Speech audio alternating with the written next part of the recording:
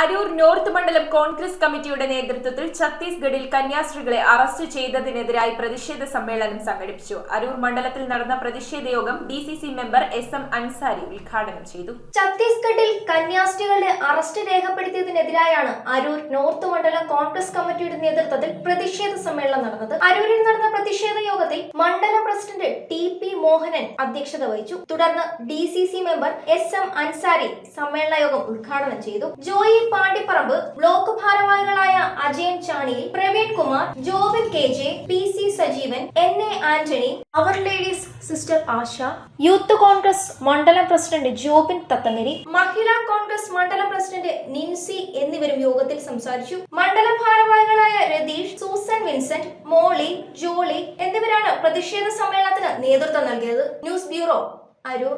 റിങ്ങുകൾ 1 ഗ്രാമിൽ തുടങ്ങുന്ന മാലകൾ, നെക്ലസുകൾ 9,000 രൂപ മുതൽ ഡയമണ്ട് നെക്ലസുകൾ 1 ലക്ഷം മുതൽ ആരംഭിക്കുന്ന വെഡിംഗ് സെറ്റുകൾ.